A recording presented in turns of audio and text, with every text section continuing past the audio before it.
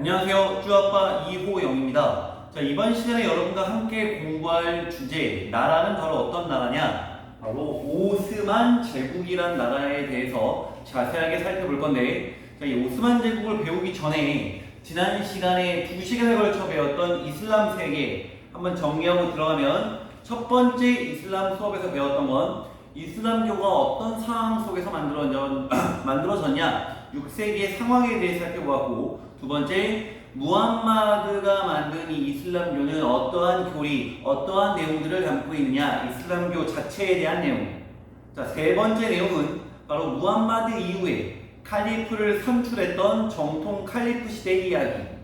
그 다음에 배웠던 건 이제 선출이 아니라 칼리프가 세습되었던 우마이야 왕조, 이어서 이 같은 우마이야 왕조를 멸망시킨 아바스 왕조, 이어서 우마이야가 망한 이후에 새롭게 이베리아 반도 코르도바를 중심으로 생겼던 후 우마이야 왕조, 그리고 이 같은 여러 왕조 교체가 이루어지는 동안 이슬람의 사회 문화는 어떻게 발달했는지, 특히 이슬람 문화는 굉장히 발달된 다방면에 천문학, 수학, 물리학, 지리학, 건축 여러 분야에서 정말 왕성한 문화 활동을 했었다라는 거. 그럴 수 있었던 이유는 동서무역의 길목에 있던 위치였기 때문에 굉장히 경제적으로 풍요로웠고, 그거를 바탕으로 다양한 학문, 다양한 문화들이 꽃피울 수 있었다.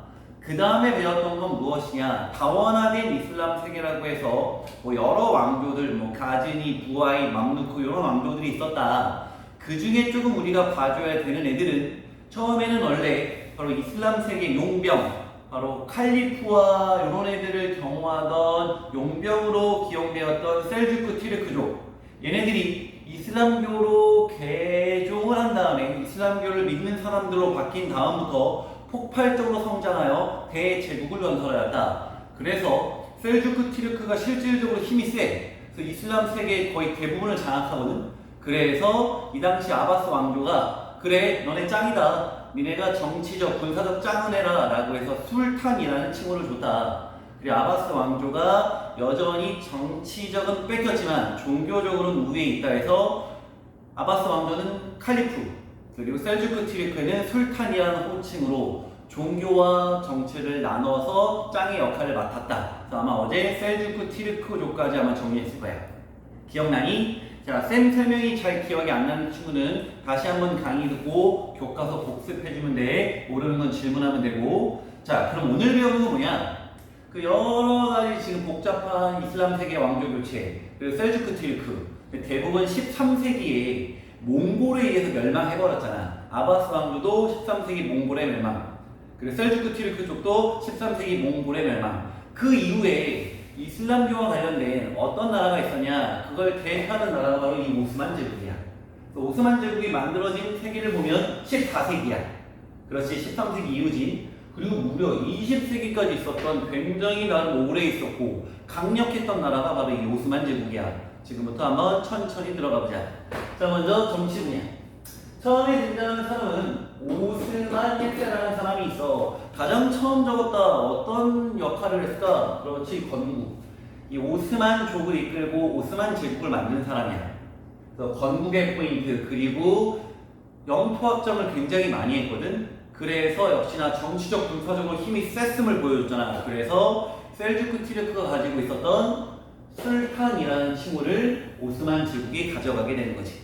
바로 이슬람 세계의 정치 군사적 리더 술탄이라는 호칭. 자, 아직은 종교적 리더인 칼리프라는 호칭은 못 얻은 거야.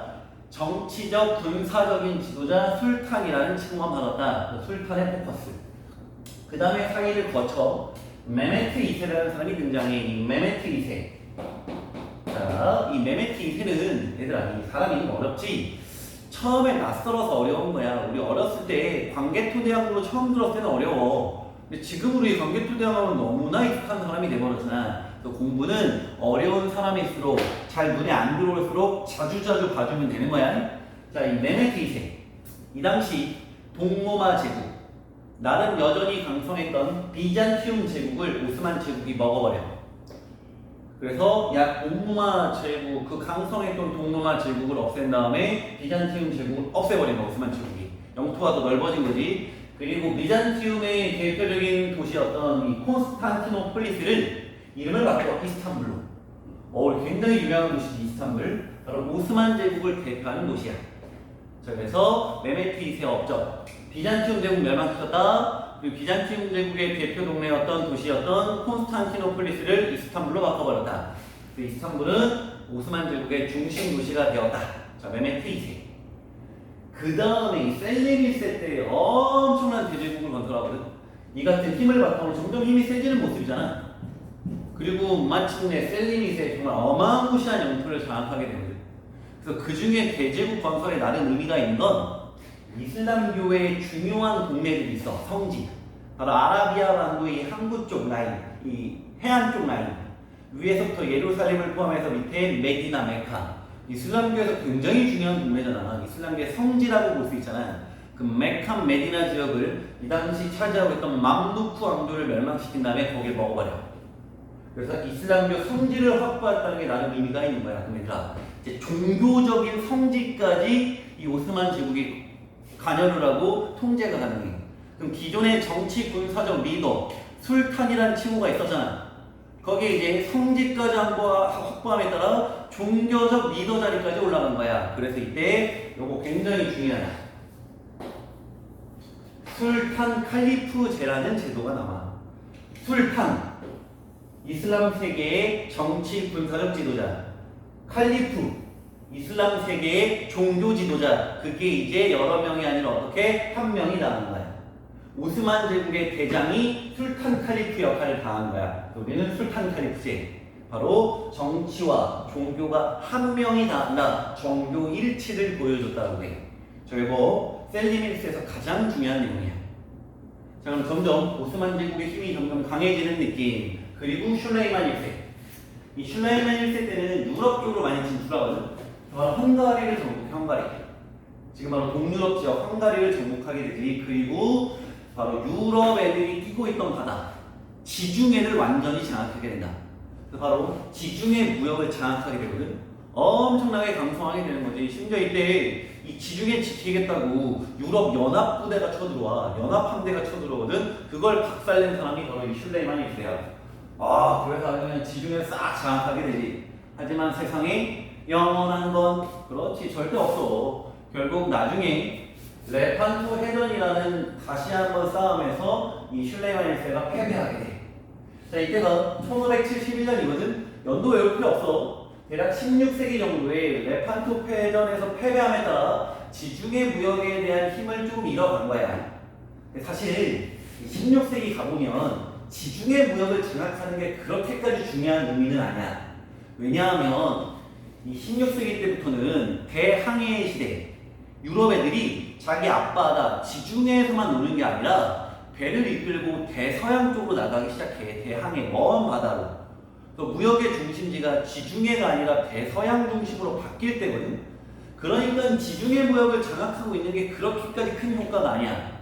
그런 와중에 해전, 전쟁에서 패배까지 했으니 이 이후에 오스만 제국의 힘은 빠질 수밖에 없는 거지. 그래서 쇠퇴의 모습이 나타나.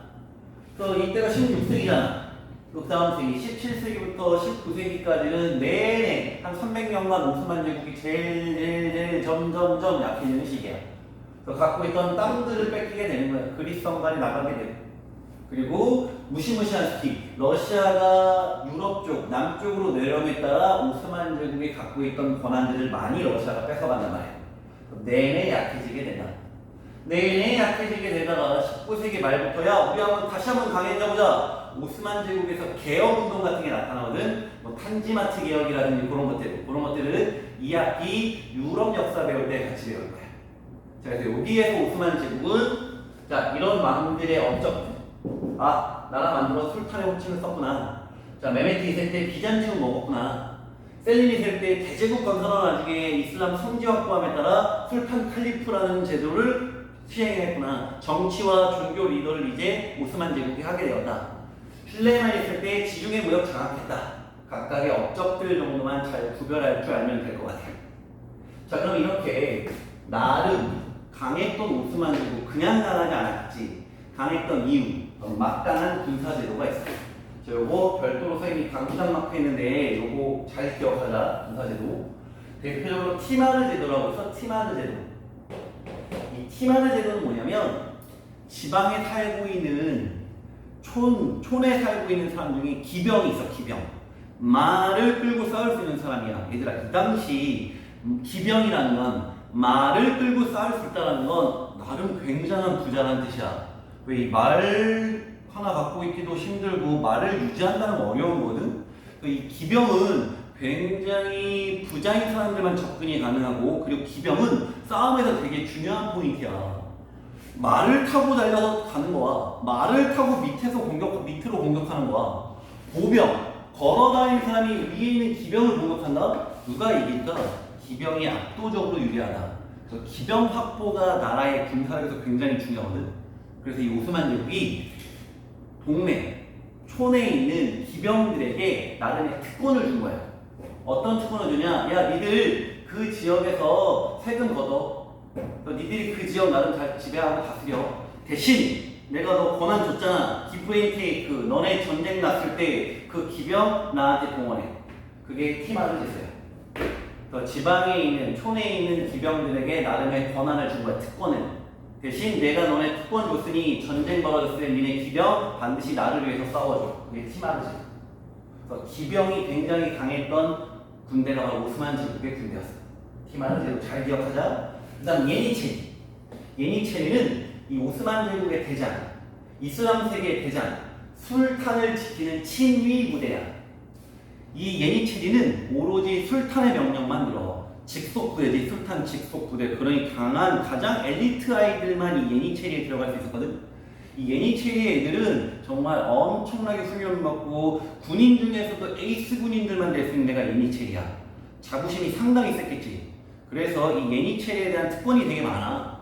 예니체리 되면 나 이러고 다니는 거 아니야? 예니체리다. 그러면서 막 그래서 이 예니체리는 술탄을 지켜줬고 이 오스만 제국의 강한 군대를 이끄는 핵심 군대이기도 했지만 시간이 흐름에 따라 이 예니체리가 너무 어깨뽕이 들어간 거야. 또 권력 싸움에 막 가담하기도 하거든. 나중엔 문제점으로 드러나는 애들이지만 처음 취지 자체, 처음에는 예니체리, 이 술탄을 지키는 오스만 제국의 대표적인 군인들이었다는 거.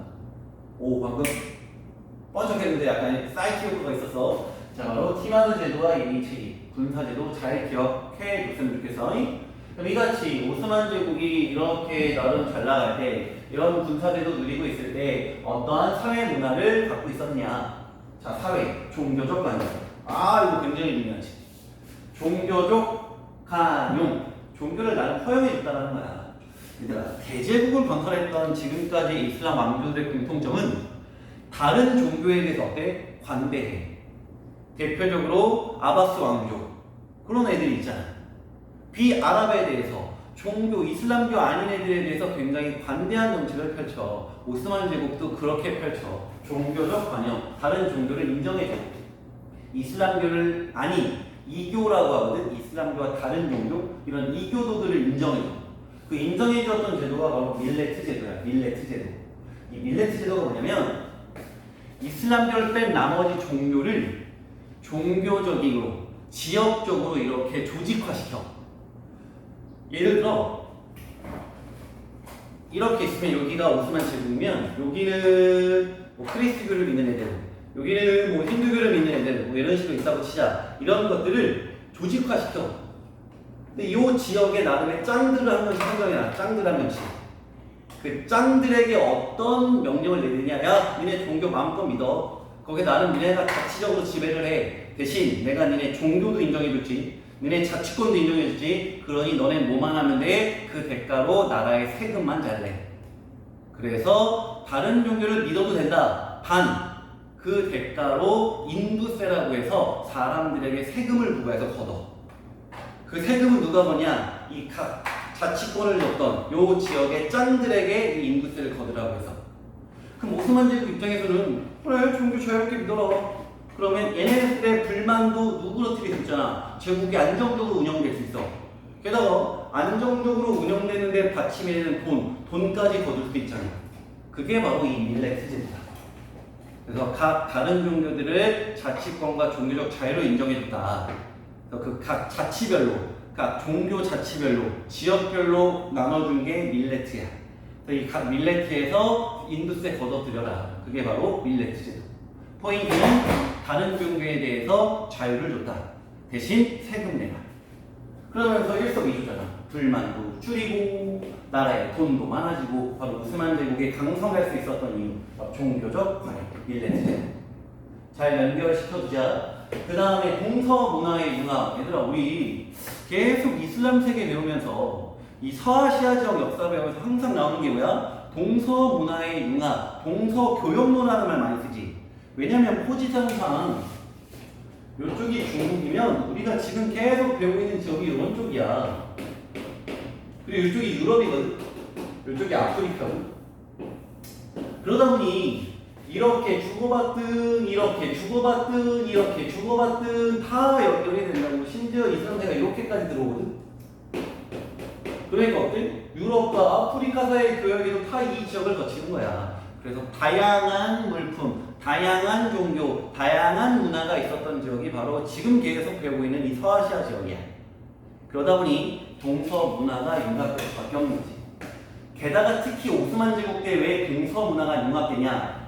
이 당시 유럽 국가였던 유럽 문화의 근원이었던 로마 제국, 그게 서와 동으로 나눠졌잖아. 그 중에 동로마, 바로 비잔티움 제국. 이 비잔티움 제국을 오스만 제국이 점령하잖아. 그러면 여기 있었던 비잔티움 문화가 오스만 제국에 당연히 들어왔겠지. 그렇지. 게다가 기본적으로 우리 계속 어떤 종교 세계를 배우고 있는 거야?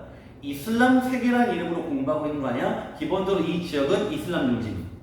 그럼 기존에 이슬람 중심의 문화와 새롭게 비잔티움 문화가 들어옴에 따라 비잔티움과 이슬람 문화가 결합돼서 융합된 문화가 나타나기 시작하는 거지. 자, 그래서 동서 문화 융합, 바로 비잔티움 문화와 이슬람 문화가 믹스되었다. 이거 잘 기억해 주셔야 돼요. 교과서에 여러 자료들이 나오는데 대표적으로 술탄 아흐메드 사원이라는 게 있어. 술탄 아흐메드 사원. 뭐 블루 모스크로 되게 유명한 건데 이게 뭐냐면 기존에 이슬람 문화를 대표하는 건축 양식, 모스크 양식과 아라베스크 문양이 들어가. 거기에 비잔티움 양식이었던 돔 형태가 여러 구조로 나타나거든. 그걸 보여주는 대표적인 사원이 교과서에 나와 있어. 술탄 아흐메드 사원. 자, 이 술탄 아흐메드가 나오면 아하, 오스만 제국을 대표하는 동서 문화 융합의 모습이구나 라고 잘 기억하면 돼. 시험 출제 잘 되거든. 술탄 아흐메드. 자, 이런 건물 가운데 돔 형식의 구조, 첨탑 같은 게 뾰족뾰족 있는 거, 요거 그림 자료로 많이 나와. 오스만 제국을 대표하는 문화. 자, 지금까지가 바로 오스만 제국이었는데, 자, 정리. 오스만 제국을 공부할 때는 일단 주요 왕들의, 주요 황제들이 어떤 업적들을 갖고 있는가, 왕들을 구별할 줄 알아야 돼. 그 다음 이 오스만 제국을 강하게 만들었던 군사제도, 히마르 제도와 예니 체계에 대해서 알고 있어야 되고, 그 다음에 은근 중요한 게 문화. 종교적 관영 정책을 펼쳐 나라가 강하게 유지됐다. 그 종교적 관영을 대표적으로 보여주는 게 밀레트 제도다. 각 종교, 다른 종교에 대해서 자유를 준 거야. 종교별로, 종파별로, 지역별로. 대신 그 지역의 세금을 니네가 걷어서 내라. 인구세 내라. 종교를 인정하는 대신 세금을 걷은 거지. 그 다음 동서 문화가 믹스됐다. 비잔티움 문화와 이슬람 문화가. 자, 공부 잘하고 어려움은 언제나 쌤한테 질문하면 되고, 모르는 게 있다. 일단 뭐가 부족하다고 생각하면 되냐? 복습이 부족한 거야. 복습 철저히 하고 건강 잘 챙기고. 자, 열심히 해. 안녕.